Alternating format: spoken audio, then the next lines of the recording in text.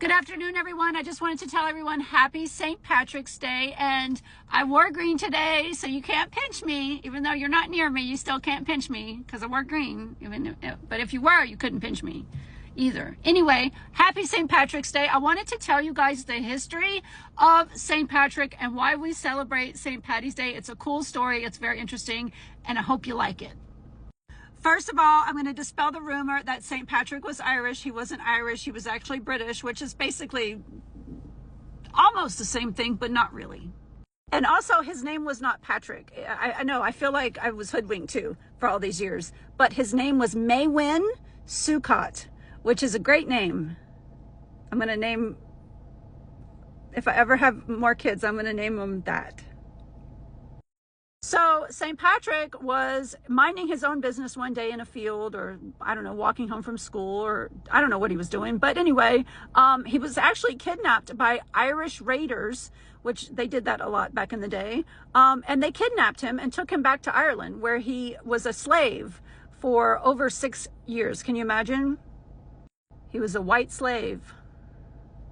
So after they took him to Ireland at the age of 16, they made him work as a shepherd in a field, and he was alone all the time. He was very lonely, very sad.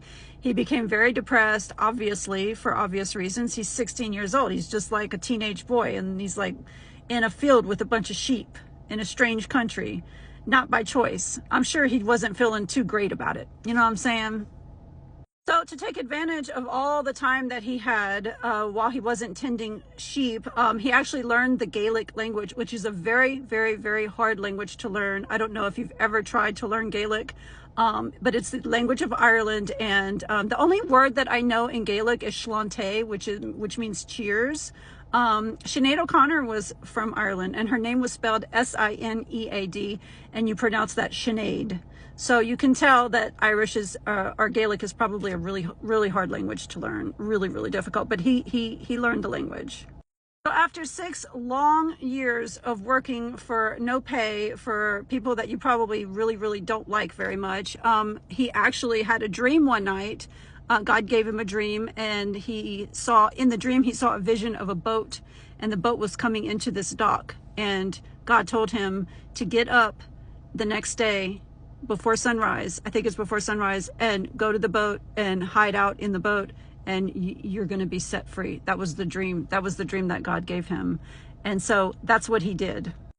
That's what he did. He got on a boat, he stowed away on a boat, and the boat took him to England. He escaped the boat and rejoined his family. And can you even imagine what his parents said when they saw him? Can you imagine if he had a Jewish mother? Where have you been? I was worried sick about you. You didn't even say goodbye. And the dad would be like, you had your mother worried sick.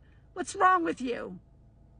And then he would be like, Mom, Dad, I was kidnapped by pirates. Like, they took me to England. And the mom would be like, oh my God, you expect us to believe that? Yeah, that's just the way I see it. But he had Christian parents, and he ended up going back into the church, and he became a priest, and then he became a bishop. And then one night while he was sleeping, God gave him another dream, and it was the people of Ireland, and they were begging him to come back to Ireland to preach to them the story of a monotheistic God. And God told him, you need to go back to Ireland and you need to preach to them the gospel. That's what God told him. This is from St. Patrick's personal writings. This is what he dreamed. I might remind you that at the time in the 5th century, the Celtic people were pagan, okay? They worshiped nature, they worshiped the seasons, they had ritual sacrifices, which did include human sacrifice in some of their rituals. I might remind you of that. Because St. Patrick spoke Gaelic, and he knew the culture, and he knew the language, and he knew the people, he was able to talk to them in the language that they understood, which is through nature, because they worship nature. So for example, the shamrock, he used the shamrock, which is very symbolic for St. Patrick's Day, isn't it? And he used the shamrock to introduce them to the idea of the Holy Trinity, which is very cool. So because of St. Patrick's work, the entire country of Ireland became Christian. 99%, I believe, of the Ireland became Christian, and became one of the strongest Christian regions in the entire world because of one man, St. Patrick. And they stopped doing human sacrifice, and they stopped practicing paganism because of St. Patrick, which I think is absolutely amazing. And so, which just goes to show you, you're only one person, I'm only one person, but imagine the things that we can do. Imagine the courage that St. Patrick had in order to go back to the place where he was enslaved, and in order to forgive the people that enslaved him, and in order to bring them a faith in one true God, which to me is better than believing in gods and goddesses and, you know, worshiping nature and worshiping the mountains and the trees, and because they can't hear you. Only one God hears you. The Christian faith, the Jewish faith teach that there is only one God, and that one God wants a personal relationship with us, and he hears our prayers, and he wants a relationship with us. And you know, the things that he created, the trees, the mountains, the water, all of that stuff should never be worshiped. We should only worship God.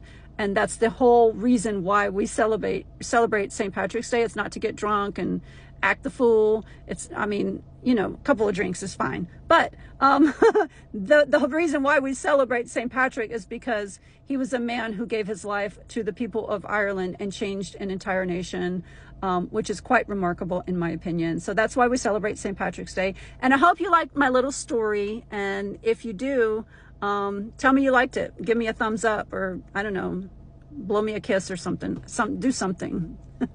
Anyway, y'all have a good day, and happy St. Patrick's Day.